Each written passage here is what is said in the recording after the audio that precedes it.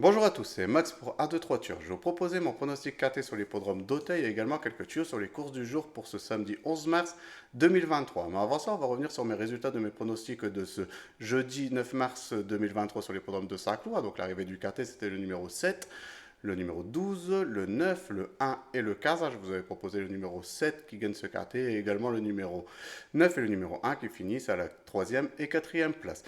Pour mes tuyaux du jour, on était sur la réunion 4 qui était sur l'hippodrome de Laval. Là, je vous avais donné le numéro 12 dans la deuxième course qui gagne cette compétition, là, qui était iDream, qui donc on a pu le toucher en simple gagnant placé.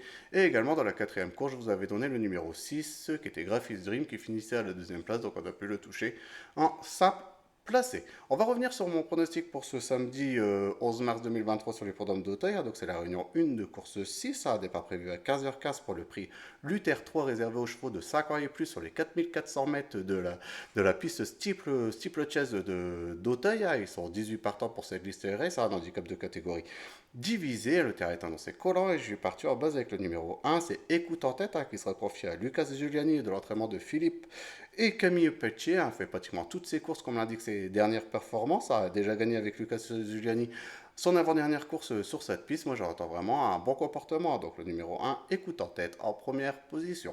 En deuxième position, j'ai mis le numéro 8, c'est Miralago. Il sera en forme avancée par rapport à d'autres concurrents. Il sera confié à Bertrand Lestrade de l'entraînement de mademoiselle Daniela Mêlé, en grande forme. A déjà réussi à prendre une quatrième place à niveau KT sur le steeple de Pau. Moi, j'entends vraiment un bon comportement. Donc, le numéro 8, Miralago, en deuxième position. En troisième position, j'ai mis le numéro 18, qui est invité de marque, qui sera confié à Kevin Nabé de l'entraînement de mademoiselle Anne-Sophie Paco, en très grande forme avancée également, a déjà même devancé Miralago en dernier lieu sur le steeple de Pau, un très bien placé en bas de l'échelle. On peut compter sur lui pour venir jouer une bonne place dans la bonne combinaison du KTA. Donc le numéro 18, invité de marque, en troisième position. En quatrième position, j'ai mis le numéro 4, c'est Batam Dubocage. Elle va prendre une très belle deuxième place dans un joli lot sur l'hippodrome d'Auteuil au mois de novembre dernier, sur cette piste pour être plus exactement, a de nouveau confié à Anthony Renard. Et il devrait confirmer ses bonnes dispositions à l'heure actuelle. Donc le numéro 4, Batam Dubocage, en quatrième position. En cinquième position, ce sera peut-être ma petite surprise. J'ai mis le numéro 16, c'est Fortunato, qui sera confié Nathanaël Ferreira de l'entraînement de Sylvain Dehez, en très grande forme, comme l'indiquent ses dernières performances sur l'hippodrome de Cannes. Elle a déjà réussi également sur ce parcours en prenant une septième place dans un lot très intéressant. Il manquait peut-être un petit peu pour faire mieux, mais voilà, là sur sa forme, je trouve bien placé également en bas de l'échelle et pourquoi pas, avec quelques différences de quelques favoris, venir jouer une bonne place en fin de combinaison à cote qui sera à mon avis très intéressante. Donc le numéro 16 à Fortunato en cinquième position. En sixième position, j'ai mis le numéro 2, c'est Moboté, il est carrément dans cette catégorie, à l'entraînement de Marcel Roland et de la monte de Ludovic Philippon, mais vachement déçu sur sa dernière course en faisant une grosse faute sur le Brook et également sur le gros Open Ditch. Sur ce parcours-là, je me mets un petit peu de réserve, mais c'est quand même un cheval de qualité et on peut tout de même pas l'écarter dans ce quintet. Donc le numéro 2, Maboté, en sixième position. En septième position, j'ai mis le numéro 5, c'est Echo de Chantou, qui a très bien couru à plusieurs reprises à ce niveau de compétition, a échoué au mois de novembre sur cette piste, mais on peut entendre vraiment une réhabilitation à l'entraînement de Philippe et de Camille Pelletier et la monte d'Olivier Join.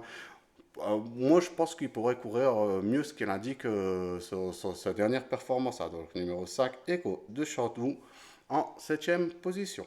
En huitième et dernière position de mon pronostic KT, j'ai mis le numéro 17, c'est Harry Conti. Elle vient de gagner sur la piste de Pau. A déjà réussi en prenant une cinquième place dans une course et sur l'hippodrome de Pau également. Très bien placé, a déjà réussi sur cet hippodrome avec le bon parcours, l'entraînement de Jérôme Delaunay et de la montre de Wilfried Lajoie avec le bon parcours et pourquoi pas venir arracher une cinquième place à cote spéculative. Donc le numéro 17, Henri Conti, en huitième position.